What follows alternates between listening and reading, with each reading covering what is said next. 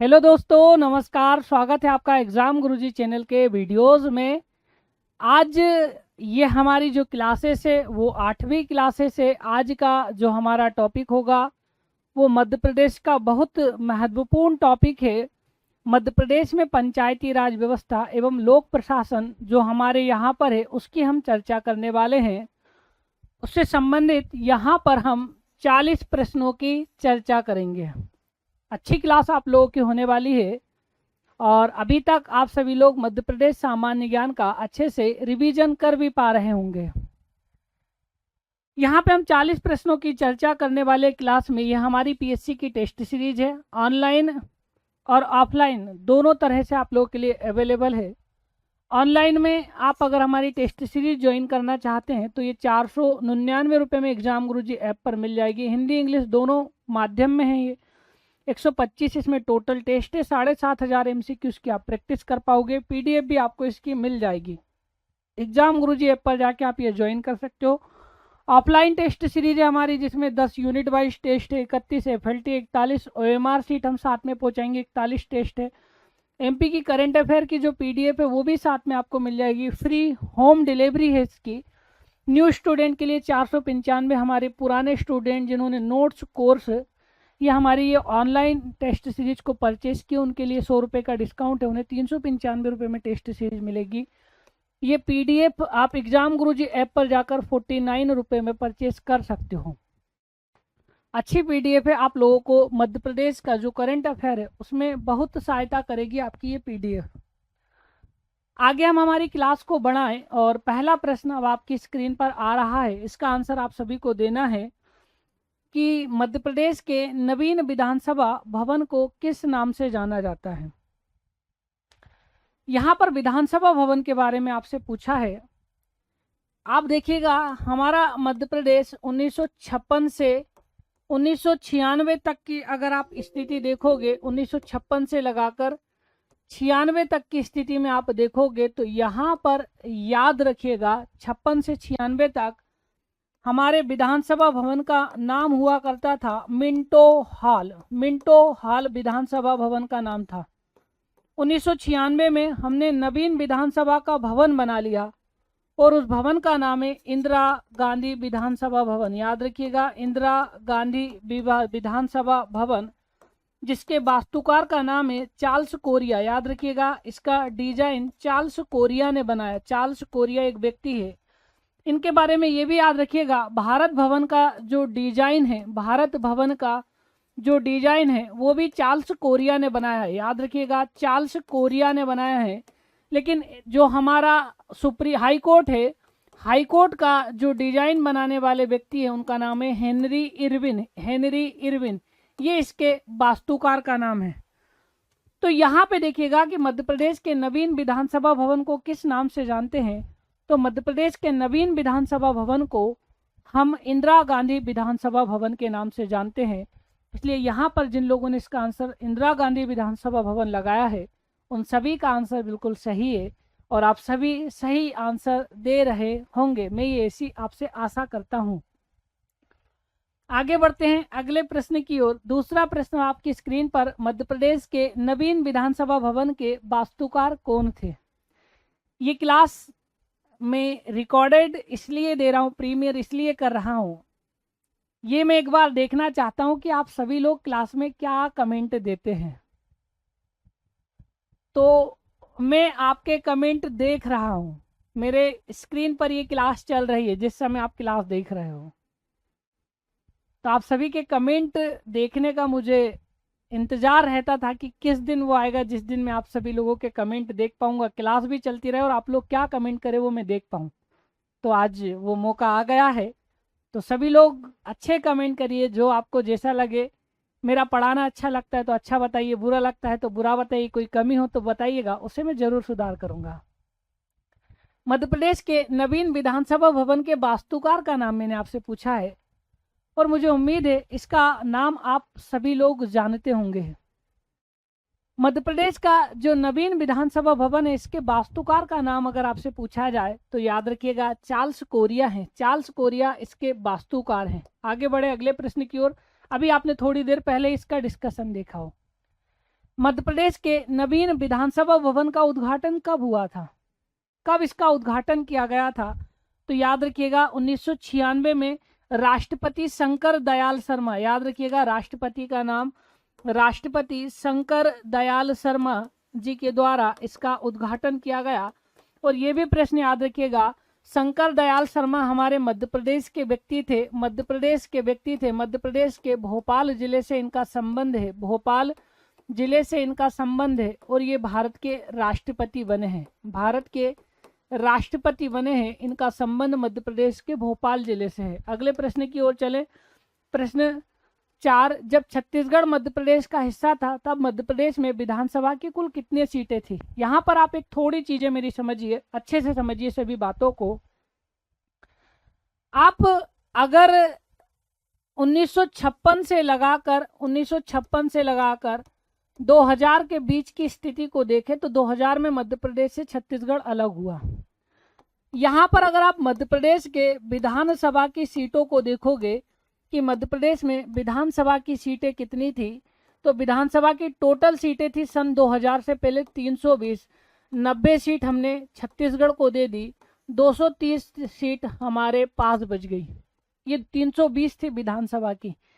लोकसभा की हम बात करें कि हमारे यहाँ पे लोकसभा की कितनी सीटें हुआ करती थी, लोकसभा की हमारे यहाँ पे टोटल 40 सीटें हुआ करती थी। एमपी और छत्तीसगढ़ दोनों भाई भाई थे, तब भाई अपना हिस्सा ले गया तो भाई 11 सीट ले गया, 29 सीट लोकसभा की हमारे यहाँ पर छोड़ गया।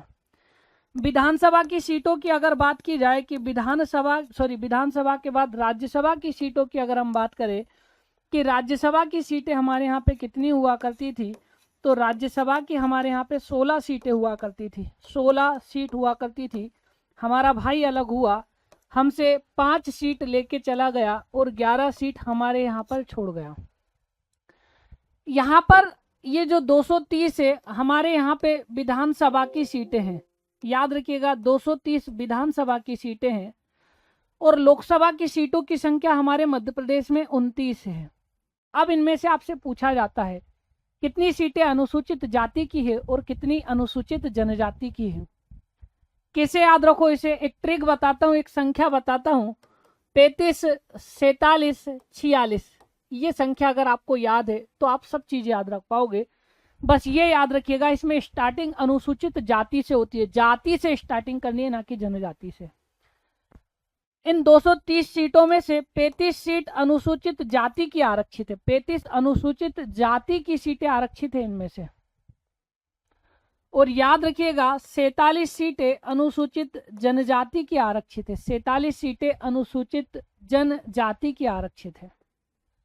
अगर हम यहाँ पे आप 35 देखिए अनुसूचित जाति और 47 जनजाति की होगी। अब और ये 4 और 6 को 2 भागों में तोड़ दीजिए, ये 4, 6 को 2 भागों में आप तोड़ दीजिए, ये 4 और 6, यहाँ पे देखिएगा 4 और 6 को जब आप 2 भागों में तोड़ते हैं तो यहाँ पे 4 सीटें ऐसी है जो एसटी की हमारे, जो एससी की हमारी लोकसभा में आरक्षित है। 29 में से 4 लोकसभा की सीटें अनुसूचित जाति को मिली है और 6 लोकसभा की सीटें अनुसूचित जनजाति को मिली है। अब ये 4 सीटें कौन कौन सी है जो आपको याद रखनी है? देखिए, सबसे पहली सीट जो आपको याद रखनी है वो याद रखिएगा भिंड। मैंने पहले मुरैना कभी आपके बुकों में लिखा हो तो उसे भिंड कर लीजिएगा, भिंड। भिंड के बाद आपको टीकमगढ़ याद रखना है, टीकमगढ़ याद रखना है। एक आपको देवास शाजापुर याद रखना है, याद रखिएगा एक सीट जो होगी वो होगी देवास शाजापुर, देवास शाजापुर की एक सीट आपको याद रखना है। एक सीट का नाम अब आप बताएंगे कि कौन सी ऐसी सीट है जो जहां पर मैंने आपके लिए छोड़ी है। तो जल्दी कमेंट करके बताइए किस सीट का नाम मैंने छोड़ा है। मैं ही बता देता हूं, आपके कमेंट का इंतजार करूंगा उतनी देर में। एक जो उज्जैन सीट है, इस उज्जैन सीट भी आपकी अनुसूचित जाति की आरक्षित है। अब जनजाति की अगर हम बात करें तो देखिए जनजाति की सीट में यहाँ पे एक शहडोल की सीट है, शहडोल की सीट है। शहडोल के बाद एक मंडला की सीट है, मंडला के बाद एक आपके बैतूल की सीट है, बैतूल की सीट है। बैतूल के बाद एक आपके खरगोन की सीट है, खरगोन की सीट है। तो 2 और 4 हो गई, कौन कौन सी हो गई? शहडोल, मंडला, बैतूल और कौन सी हो गई आपकी? खरगोन। 2 बची हुई है। तो 2 कौन कौन सी होगी तो मैं ही बता देता हूं, आपके कमेंट का इंतजार करूंगा इतनी देर में। धार और एक हो जाएगी झाबुआ और रतलाम, एक हो जाएगी धार, एक यहाँ पे हो जाएगी झाबुआ रतलाम, झाबुआ रतलाम। ये यहाँ पर हमारे यहाँ की सीटों का आरक्षण है। तो ये मध्य प्रदेश की सीटें हैं जो मध्य प्रदेश के विभाजन से पहले की थी। सारी सीटों का जो मैनेजमेंट है वो अब आपके सामने है। अब आपको इनमें से आंसर लगाना है कि मध्य प्रदेश जब छत्तीसगढ़ का हिस्सा था तब मध्य प्रदेश में विधानसभा की कुल कितनी सीटें थी। तो याद रखिएगा टोटल 320 सीटें हमारे यहाँ पर विधानसभा की टोटल थी। आगे बढ़े अगले प्रश्न की ओर। प्रश्न 5 आपकी स्क्रीन पर। मध्य प्रदेश में अनुसूचित जाति की कुल कितनी सीटें विधानसभा में आरक्षित है? इसको समझाने की जरूरत तो नहीं होगी। विधानसभा में अनुसूचित जाति की 35 सीटें आरक्षित है। अभी ट्रिक बताइए, 35, 47, 46 ये हमारी विधानसभा की है, ये लोकसभा की है। 4, 6 को 2 भागों में तोड़ोगे तो सब चीजें आपके सामने आ जाएगी। आगे बढ़ते हैं अगले प्रश्न की ओर। अगला प्रश्न, निम्न में से कौन सी सीट अनुसूचित जाति के लिए आरक्षित नहीं है? एससी के लिए आरक्षित नहीं है। यहाँ पे उज्जैन आरक्षित है, मुरे नहीं। यहाँ पे भिंड करिएगा, इसको भिंड कर लेना, याद रखिएगा ये भिंड होगा। और फिर लिखा हुआ आपका कौन सा? टीकमगढ़, और उसके बाद है खरगोन। तो उज्जैन, भिंड, टीकमगढ़, खरगोन, ये आप जानते हो कि जो खरगोन सीट है, याद रखिएगा जो खरगोन की सीट है ये एससी के लिए नहीं, एसटी के लिए आरक्षित है, अनुसूचित जनजाति के लिए आरक्षित है। इसलिए जिन लोगों ने इसका आंसर खरगोन लगाया है उन सभी का आंसर बिल्कुल सही है। अगला प्रश्न अब आपकी स्क्रीन पर, इसका आंसर आप दीजिएगा और मैं आपके कमेंट को यहाँ पे देख रहा हूं। 7वें प्रश्न का आपको आंसर देना है, मध्य प्रदेश की विधानसभा के प्रथम अध्यक्ष कौन थे? जब कमेंट आपके जिस लाइन में चल रहे हैं उसमें एक कमेंट मेरा भी होगा। मध्य प्रदेश की विधानसभा के प्रथम अध्यक्ष कौन थे? याद रखिए हमारी जो मध्य प्रदेश की विधानसभा है उसके प्रथम अध्यक्ष का नाम याद रखिएगा। विधानसभा के प्रथम अध्यक्ष में बता रहा हूं, प्रथम अध्यक्ष जो हो जाएंगे उनका नाम हो जाएगा कुंजी लाल दुबे। कुंजी लाल दुबे ये प्रथम अध्यक्ष है हमारी विधानसभा के। विधानसभा के प्रथम उपाध्यक्ष का नाम हम देखें कि प्रथम उपाध्यक्ष कौन थे, तो विष्णु विनायक सरवटे। विष्णु विनायक सरवटे, विनायक सरवटे। एक महिला भी उपाध्यक्ष रही है, प्रथम महिला उपाध्यक्ष भी रही है, याद रखिएगा प्रथम महिला एक उपाध्यक्ष रही हमारे कमलनाथ जी ने बनाई थी, हिना लिखी राम कावरे। हिना लिखी राम कावरे। और अब आपको कमेंट करके बताना है कि वर्तमान में कौन है, वर्तमान में विधानसभा के अध्यक्ष कौन है। देखता हूं आप सभी लोग इसका आंसर क्या देते हैं। तो आपको ये बताना है कि जो वर्तमान है, वर्तमान में जो हमारी विधानसभा है, इस विधानसभा के वर्तमान अध्यक्ष का नाम आप सभी को बताना है। तो जल्दी बताइए विधानसभा के वर्तमान अध्यक्ष का नाम क्या है। तो आप सभी लोग आंसर दीजिए, फिर मैं बताऊंगा। देखिए मैं ही बता देता हूं कौन है। तो उनका नाम है गिरीश गौतम, याद रखिएगा गिरीश गौतम। ये हमारी जो विधानसभा है इसके वर्तमान अध्यक्ष हैं। और एकमात्र महिला जो उपाध्यक्ष रही उनका नाम था हिना लिखी राम कावरे। यहाँ पे आपसे मैंने विधानसभा के अध्यक्ष का नाम पूछा है, अध्यक्ष का नाम आपको लगाना है कुंजी लाल दुबे, इसलिए 7वें प्रश्न का आंसर कुंजी लाल दुबे होगा। इसलिए यहाँ पर जिन लोगों ने इसका आंसर कुंजी लाल दुबे लगाया है उन सभी का आंसर बिल्कुल सही है।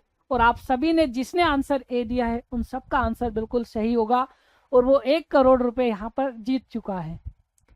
आगे बढ़ते हैं अगले प्रश्न की ओर। मध्य प्रदेश की विधानसभा के पहले अध्यक्ष, वापस प्रश्न रिपीट है और आप जानते हो पहले अध्यक्ष का नाम कुंजी लाल दुबे था। प्रश्न रिपीट हो गया, कोई बात नहीं। आगे बढ़ते हैं 90 प्रश्न की ओर। मध्य प्रदेश के पहले मुख्यमंत्री कौन थे? आपसे एमपी के पहले मुख्यमंत्री का नाम पूछा है। याद रखिएगा एमपी के पहले सीएम का नाम रविशंकर शुक्ल है, रविशंकर शुक्ल है। सीएम के बाद पहले राज्यपाल का नाम याद रखिएगा, पहले राज्यपाल पट्टाभी सीतारमैया है, याद रखिएगा पट्टाभी सीतारमैया पहले राज्यपाल हैं। वर्तमान में मुख्यमंत्री मामा शिवराज सिंह चौहान है, शिवराज सिंह चौहान है वर्तमान के मुख्यमंत्री। और मैंने पहले पूछा है तो इनमें तीनों में तो कोई भी नहीं है, इसलिए इसका विकल्प हो जाएगा डी। इसलिए जिन लोगों ने इसका आंसर डी दिया है उन सभी का आंसर बिल्कुल सही है। अब अगले प्रश्न पे चल रहे हैं हम। 10वां प्रश्न आपकी स्क्रीन पर, इसका आंसर दीजिएगा। मध्य प्रदेश में सबसे कम कार्यकाल किस मुख्यमंत्री का रहा है? सबसे कम कार्यकाल मुख्यमंत्री के रूप में और दोनों के रूप में समझिएगा, सबसे कम कार्यकाल वाले सीएम कौन रहे हैं और सबसे कम कार्यकाल वाले पीएम कौन रहे हैं? सबसे कम कार्यकाल अर्जुन सिंह का रहा है, मात्र 1 दिन का कार्यकाल है अर्जुन सिंह का। और सबसे कम पीएम के रूप में कार्यकाल हमारे अटल बिहारी वाजपेयी जी का रहा था, इनका 13 दिन का कार्यकाल था पीएम के रूप में। मैंने यहाँ पे आपके सीएम के रूप में पूछा है, तो यहाँ पे जिन लोगों ने इसका आंसर अर्जुन सिंह लगाया है उन सभी का आंसर बिल्कुल सही है। 11वें प्रश्न की ओर चले। मध्य प्रदेश की प्रथम महिला मुख्यमंत्री कौन थी? अगर आप प्रथम महिला मुख्यमंत्री के बारे में जानते हो तो जरूर इसका आंसर दीजिएगा। कितने प्रश्न का आंसर आपको देना है? एमपी के प्रथम सीएम का नाम बताइए। प्रथम सीएम महिला के रूप में बताना है ना, महिला के रूप में बताना है, ये याद रखिएगा, कल की तरह मत करिएगा। प्रथम महिला सीएम के बाद याद रखिएगा, प्रथम महिला सीएम आपने बता दिए तो प्रथम महिला राज्यपाल बता दीजिए, राज्यपाल बता दीजिए। प्रथम महिला आईएएस बता दीजिए, आईएएस बता दीजिए। प्रथम महिला सचिव का नाम बता दीजिए, सचिव का नाम बता दीजिए। जल्दी आंसर दीजिए, मैं आप सभी के आंसर को देख रहा हूं, क्या आप आंसर दे रहे हैं? तो जल्दी कमेंट करके आपको आंसर देना है। और जो भी आंसर आपने दिया हो उसके बाद देखिएगा, एमपी की प्रथम महिला सीएम उमा भारती जी है, उमा भारती जी प्रथम महिला सीएम है।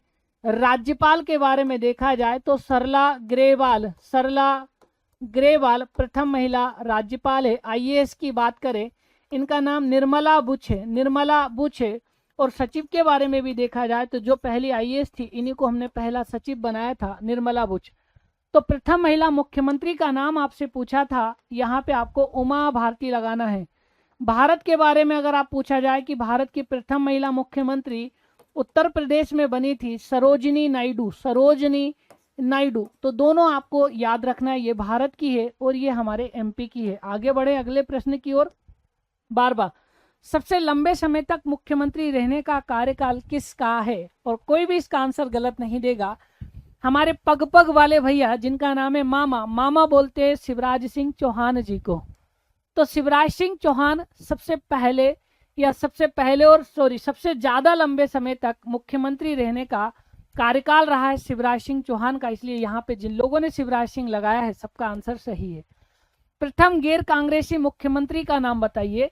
याद रखिएगा, प्रथम गैर कांग्रेसी मुख्यमंत्री का नाम है कैलाश जोशी, कैलाश जोशी पहले ऐसे व्यक्ति है जो गैर कांग्रेसी मुख्यमंत्री बने हैं हमारे मध्य प्रदेश के। आपकी बुक में वीरेंद्र कुमार सकलेचा लिखा है तो नहीं होगा, कैलाश जोशी सही होगा। मध्य प्रदेश में प्रथम बार राष्ट्रपति शासन कब लगाया गया? अब ये कौन सी बीमारी आ गई? भारत के संविधान का अनुच्छेद 356 आपको याद होगा, जिसमें लिखा हुआ है कि राज्य का शासन अगर संविधान के प्रावधानों के अनुसार नहीं चलता है तो राज्यपाल की अनुशंसा पर राज्य में राष्ट्रपति शासन लगाया जा सकता है, ये आप जानते हो। मध्य प्रदेश में सबसे पहले 1977 में श्यामचरण शुक्ल, याद रखिएगा, सबसे पहले मुख्यमंत्री थे श्यामचरण शुक्ल। इनके समय में याद रखिएगा सबसे पहले मध्य प्रदेश में राष्ट्रपति शासन लगाया गया था। फिर उसके बाद 77 के बाद याद रखिएगा 80, और 80 के बाद आपको याद रखना है आपका कब? 77, 80 और 92। यहां पर आप देखोगे 2 बार और राष्ट्रपति शासन लगा। पहली बार तो ये, और दूसरी बार 1980 है, 1992 है। ये सुंदर लाल पटवा है, सुंदर लाल पटवा जी हैं। इनके शासन काल में पहली बार लगा श्यामचरण शुक्ल के शासनकाल में, दूसरी बार और तीसरी बार लगा सुंदरलाल पटवा के शासनकाल में, तो 3 बार लग चुका है। तो प्रथम बार कब लगा था, तो 1977 में लगा था। 14 का आंसर जिन लोगों ने 1977 दिया है उन सभी का आंसर बिल्कुल सही है। अगले प्रश्न की ओर चले। अगला प्रश्न आपकी स्क्रीन पर, इसका आंसर दीजिएगा। प्रश्न 15, इनमें से किस समय में मध्य प्रदेश में राष्ट्रपति शासन नहीं लगा? आपको स्वाभाविक बात है 77 में लगा है, 80 में लगा, 92 में लगा, लेकिन 95 में हमारे मध्य प्रदेश में कोई राष्ट्रपति शासन नहीं रहा है, इसलिए जो इसका आंसर हो जाएगा वो हो जाएगा आपका क्या, डी। अगले प्रश्न की ओर चलें। मध्य प्रदेश की प्रथम विपक्ष की नेता कौन सी महिला थी? प्रथम विपक्ष के नेता के बारे में मैं अभी आपको बता देता हूं कि प्रथम विपक्ष के नेता हमारे मध्य प्रदेश की विधानसभा के कौन थे? उनका नाम था विश्वनाथ राव तामसकर। विश्वनाथ राव तामसकर ये प्रथम विपक्ष के नेता थे। महिला की अगर बात करूं तो महिला के रूप में विपक्ष की नेता रही है जमुना देवी। जमुना देवी विपक्ष की नेता रही है और वर्तमान में ये पद हमारे कमलनाथ जी के हाथ में है। कमलनाथ जी इस पद को वर्तमान में संभाले हुए हैं। तो याद रखिएगा प्रथम विपक्ष की नेता कौन रही है, उनका नाम है आपके क्या, जमुना देवी। इसलिए जमुना देवी जिन लोगों ने आंसर लगाया है सभी का आंसर सही है। अगला प्रश्न, मध्य प्रदेश के प्रथम विपक्ष के नेता कौन थे? नेता का नाम पूछा है। तो प्रथम विपक्ष के नेता का नाम अभी मैं बता चुका हूं, विश्वनाथ राव तामसकर प्रथम विपक्ष के नेता थे, इसलिए 17 का आंसर हो जाएगा आपका क्या, सी। अगले प्रश्न की ओर चलते हैं। मध्य प्रदेश के प्रथम राज्यपाल निम्न में से कौन व्यक्ति थे? डॉक्टर पट्टाभी सीतारमैया को हमने प्रथम राज्यपाल बनाया था। और अभी तो छगन भाई मंगू भाई बने, उनके बारे में नहीं याद रखना। इससे पहले कार्यभार था आनंदीबेन पटेल के, और आनंदीबेन पटेल से थे पूर्व थे लालजी टंडन। उनका देहांत हो गया था तो आनंदीबेन पटेल के पास कार्यभार था। तो अभी पहले थे पट्टाभी सीतारमैया, अभी बन गए, उनसे हमारे पेपर से कोई लेना देना नहीं है। मध्य प्रदेश की प्रथम महिला राज्यपाल का नाम बताइए। इन दोनों में कंफ्यूजन रहता है, उर्मिला सिंह और सरला ग्रेवाल। ये उर्मिला सिंह हमारे एमपी की रहने वाली थी और हिमाचल प्रदेश की राज्यपाल बनी थी। हिमाचल प्रदेश की राज्यपाल बनी थी। प्रथम आदिवासी महिला जो किसी दूसरे राज्य की राज्यपाल बनी उनका नाम था उर्मिला सिंह। लेकिन सरला ग्रेवाल के बारे में याद रखिएगा, ये हमारे एमपी की प्रथम महिला राज्यपाल है। एमपी की प्रथम महिला राज्यपाल का नाम है सरला ग्रेवाल, इसलिए यहाँ पे जिन लोगों ने सरला ग्रेवाल लगाया है उन सभी का आंसर बिल्कुल सही है। मध्य प्रदेश के सचिवालय के प्रथम मुख्य सचिव कौन थे? हमारा जो मध्य प्रदेश का सचिवालय है, आप सचिवालय का संविधान में भी वर्णन देखिए। अगर आप संविधान का अनुच्छेद 98 पढ़ते हैं तो अनुच्छेद 98 में संसद का सचिवालय है। संसद का सचिवालय यहाँ पे 8 में से 7, इधर 9 में से 1 गया 8, और लगभग 187 में राज्य की विधानसभाओं का सचिवालय। इसमें निवासी भी जोड़ोगे तो 89, इसमें अगर हम जोड़े तो 9 और 8 17, 9 और 9 18, 187 बिल्कुल सही। यहाँ संसद का सचिवालय है और यहाँ पे हमारे विधानमंडल का सचिवालय है जिसका प्रमुख सचिव होता है। अगर आप यहाँ पर देखोगे हमारी विधानसभा के प्रथम सचिव कौन थे? हमारी विधानसभा के प्रथम सचिव का नाम था CSH कामत। कामत जी विधानसभा का जो सचिवालय होता है उस सचिवालय के प्रथम सचिव थे।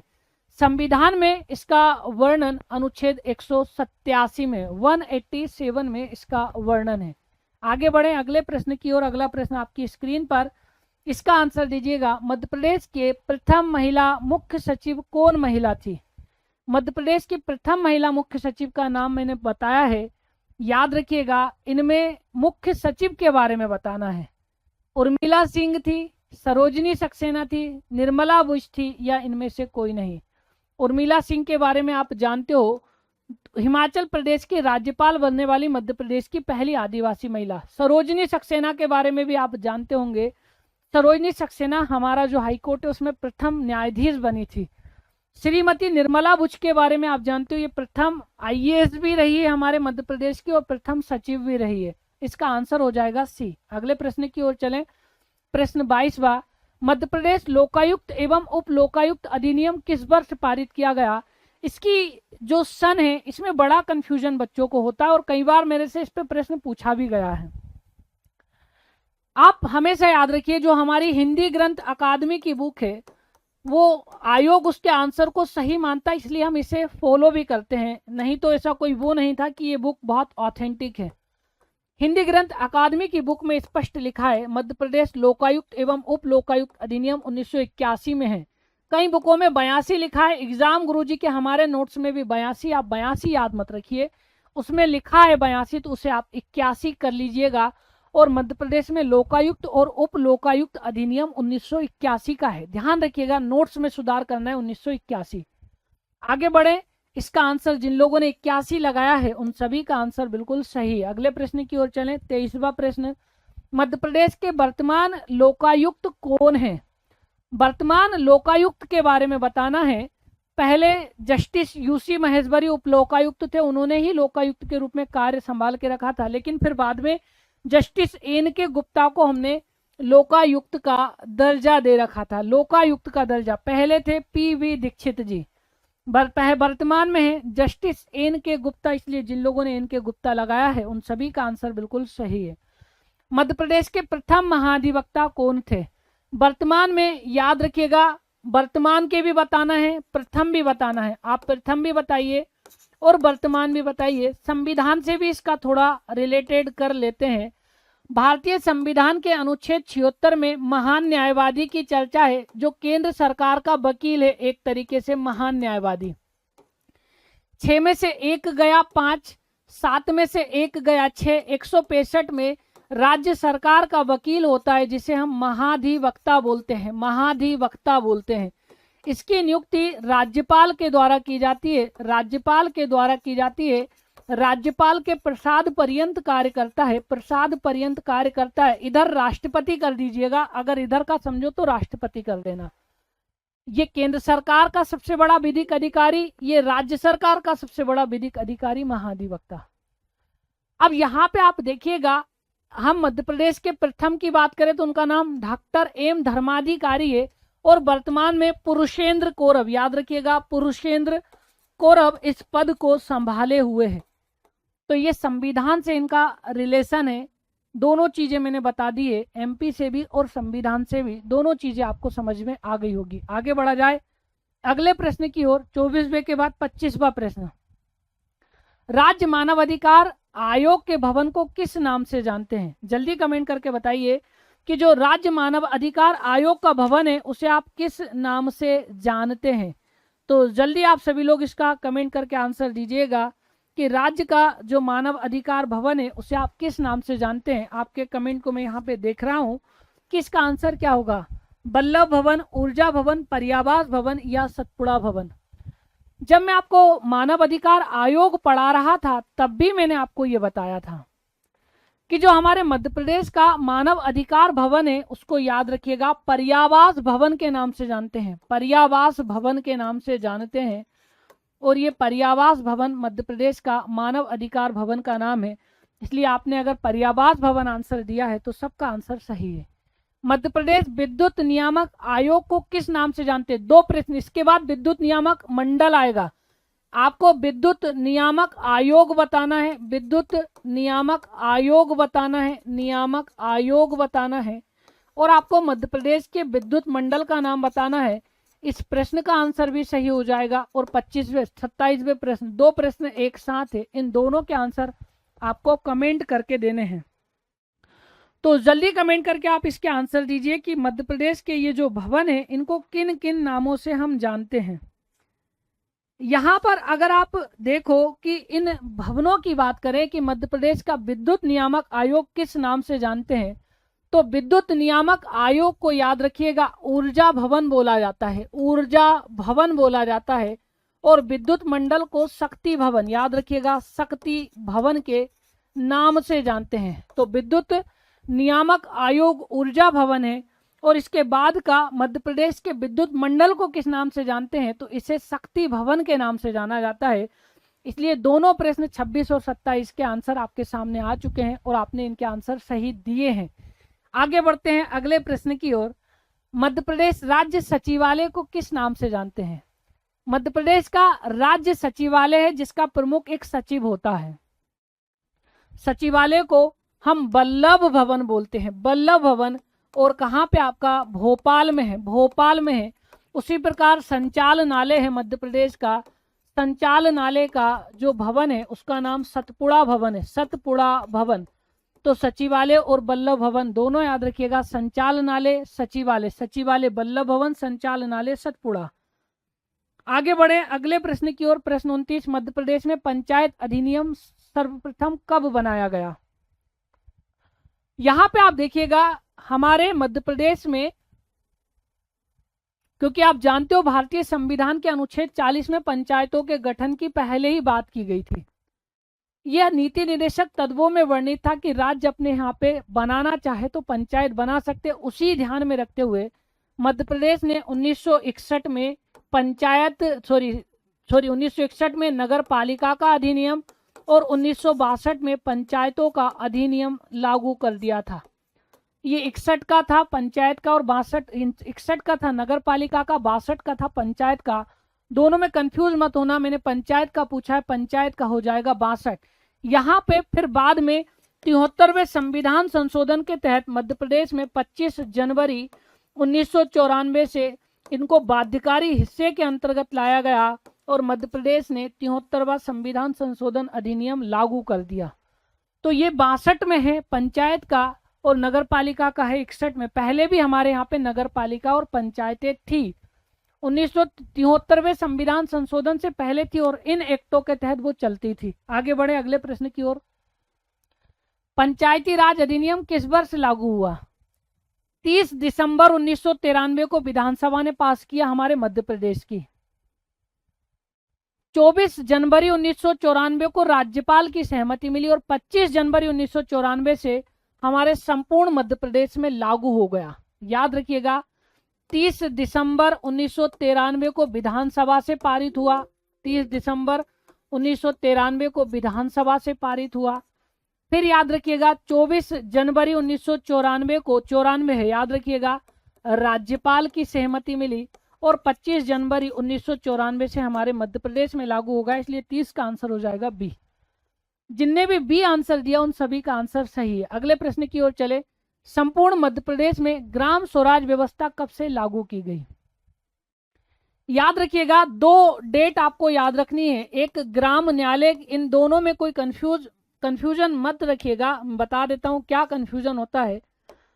एक हमारे मध्य प्रदेश में ग्राम न्यायालय व्यवस्था है, ग्राम न्यायालय व्यवस्था है। एक हमारे मध्य प्रदेश में ग्राम स्वराज व्यवस्था है, ग्राम स्वराज व्यवस्था है। इन दोनों का समय 26 जनवरी 2001 है, 26 जनवरी 2001 है। और ग्राम सचिवालय याद रखिएगा, ग्राम सचिवालय व्यवस्था 8 अगस्त 2004 की है, 8 अगस्त 2004 की है, 8 अगस्त 2004 की है। एक और बात समझ लीजिए, ये जो ग्राम न्यायालय है 2 आपको पढ़ने में आते होंगे, एक आपको बेरसिया पढ़ने में आता होगा, एक नीमच का झांतला पढ़ने में आता होगा, दोनों को समझिए। ग्राम न्यायालय व्यवस्था जो 2001 की थी ये हमारे मध्य प्रदेश सरकार की थी और मध्य प्रदेश सरकार की ग्राम न्यायालय व्यवस्था के तहत सबसे पहला ग्राम न्यायालय नीमच जिले के झांतला गांव में बना। नीमच जिले के झांतला गांव में मध्य प्रदेश सरकार की ग्राम न्यायालय की व्यवस्था के अंतर्गत पहला ग्राम न्यायालय बना। फिर केंद्र सरकार ने 2009 में, याद रखिएगा, फिर केंद्र सरकार ने 2009 में इसे लागू करने का बोला, तो केंद्र सरकार की योजना के तहत बेरसिया भोपाल में पहला ग्राम न्यायालय बनाया गया। तो संपूर्ण मध्य प्रदेश में ग्राम स्वराज व्यवस्था को कब से लागू किया गया? तो संपूर्ण मध्य प्रदेश में ग्राम स्वराज व्यवस्था को जो लागू किया गया वो याद रखिएगा 26 जनवरी 2001। यहाँ पर आगे इससे रिलेटेड प्रश्न आए तो मध्य प्रदेश की व्यवस्था के तहत ग्राम न्यायालय झांतला, केंद्र सरकार की व्यवस्था के तहत बेरसिया। आगे बढ़े अगले प्रश्न की ओर।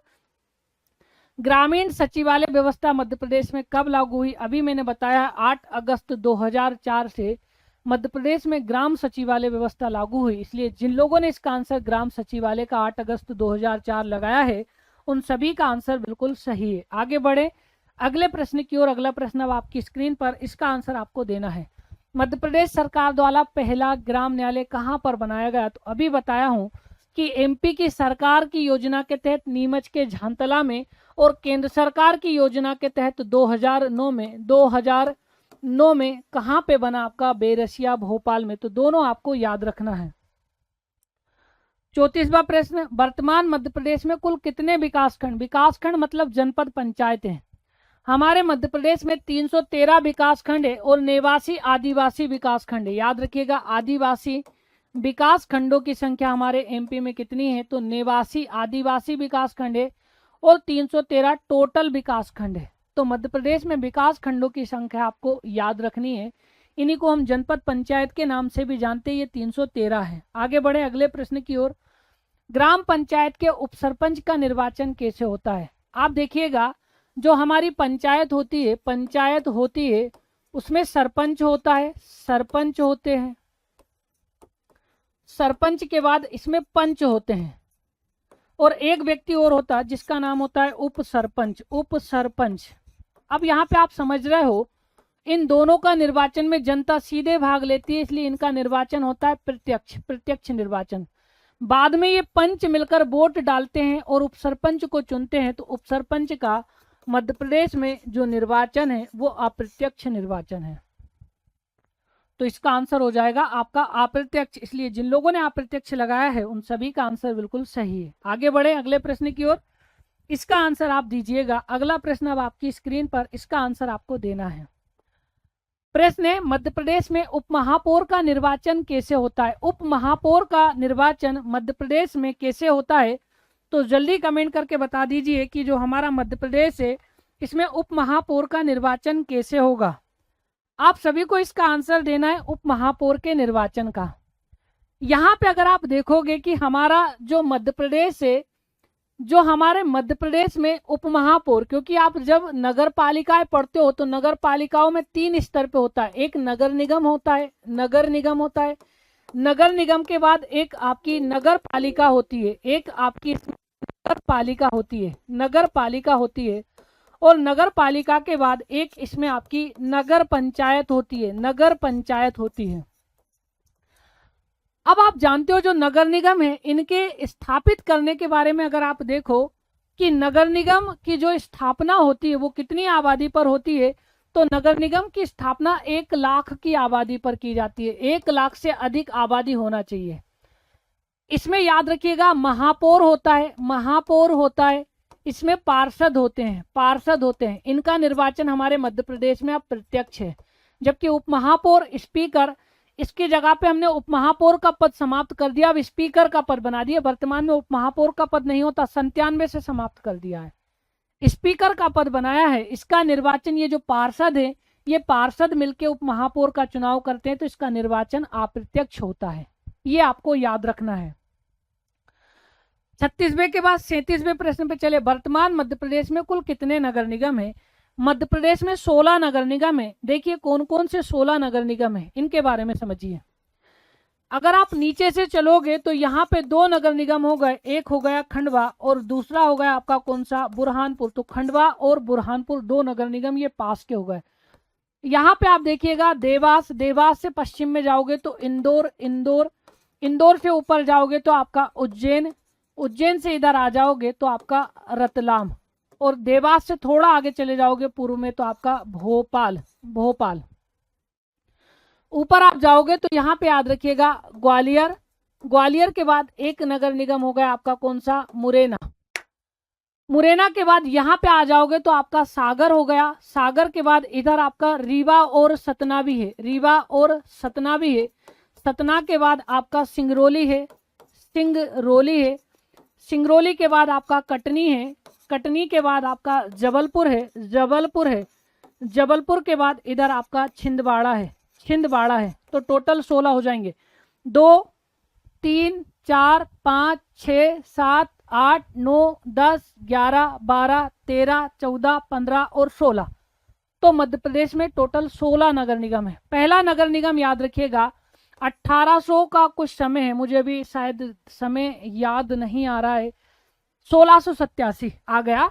1687 का समय है। सबसे पहला नगर निगम जबलपुर को बनाया गया। जबलपुर याद रखिएगा पहली नगर पालिका भी जबलपुर है, नगर निगम, क्योंकि अंग्रेजों के समय नगर पालिका नहीं हुआ करती थी, नगर निगम ही हुआ करते थे।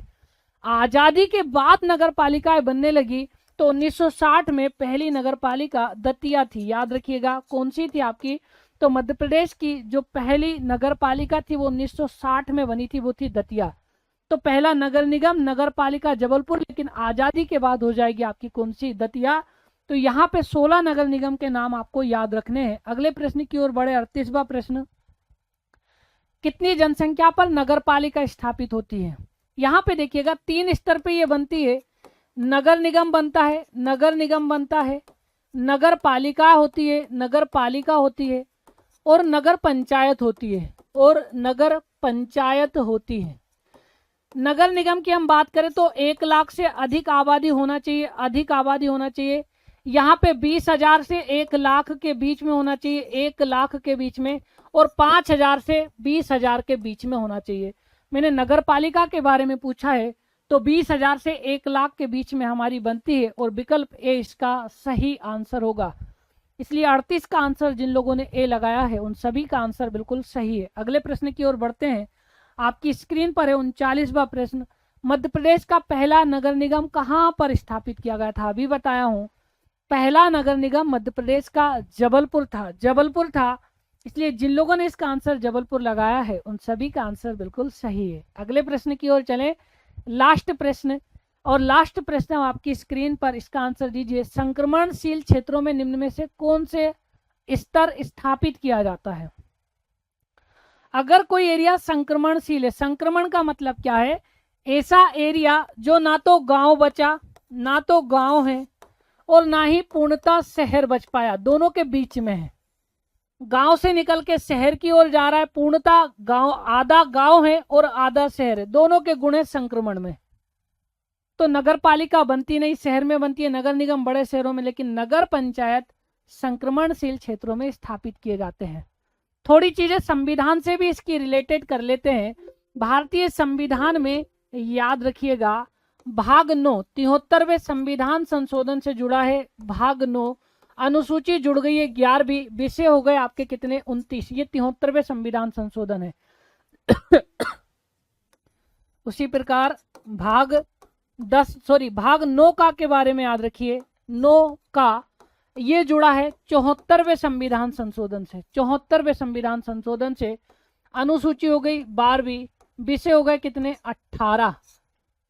एक और भाग है लेकिन वो पंचायत से नहीं है, इसी में है, संविधान के भाग 9 में ही नोखा है, नोखा। याद रखिएगा 97वें संविधान संशोधन से जुड़ा है, और सहकारी समितियों की स्थापना है। सहकारी रबर स्टाम्प की तरह स्टेम या जितना ज्यादा खींच सकते थे उतना खींचा गया इस अनुच्छेद को 243 को, और अनुच्छेद 243 में ही इन सब का वर्णन है, तीनों का। तो मुझे उम्मीद है आज की क्लास आपको अच्छी लगी होगी। कल का टॉपिक आपको क्या पढ़कर आना है वो देख लीजिए, कल हमारी क्लास क्या होगी। कल आप पढ़ के आइएगा, एक तो आपको पढ़ना है मध्य प्रदेश का पर्यटन, पढ़ के आइए, पर्यटन पढ़ के आइएगा, और पर्यटन के बाद एक आप पढ़ के आइएगा, एक टॉपिक हमें लेना चाहिए, कौन सा, जनजातियां बचा हुआ है, तो पर्यटन और जनजातियां, ये 2 टॉपिक कल आपको पढ़कर आने हैं। तो आज की क्लास कैसी लगी मुझे कमेंट करके बाद में बताइएगा। ये हमारी टेस्ट सीरीज है, ऑनलाइन 499 रुपए में एग्जाम गुरुजी ऐप पर जाकर आप ज्वाइन कर सकते हो। ऑफलाइन न्यू स्टूडेंट के लिए 495 रुपए में हम ये टेस्ट सीरीज आपके घर कोरियर से पहुंचाएंगे, बढ़िया अच्छे। 41 इसके अंदर टोटल टेस्ट होंगे। न्यू स्टूडेंट, अगर आप हमारे पुराने स्टूडेंट हैं जिन्होंने हमारे नोट्स और कोर्स परचेज किए, तो 395 रुपए में ये टेस्ट सीरीज मिल जाएगी। ये एग्जाम गुरुजी की मंथली करंट अफेयर की PDF है, ये 49 रुपए में आप एग्जाम गुरुजी ऐप पर जाकर परचेस कर सकते हो। तो आज की क्लास में आप लोगों के साथ मैं खुद भी अपने आप से पढ़ रहा था, तो मैं आपके साथ कमेंट भी देख रहा था कि आप क्या कमेंट करते हो। अच्छा लगा होगा, ये आशा करता हूँ आपके कमेंट मुझे। तो आज इसी के साथ मैं इस क्लास से विदा लेता हूँ। आप सभी का बहुत बहुत धन्यवाद। सभी को गुड नाइट, शुभ रात्रि, जय हिंद, जय भारत। कल फिर मुलाकात होगी हमारी 8 से 9 के बीच में।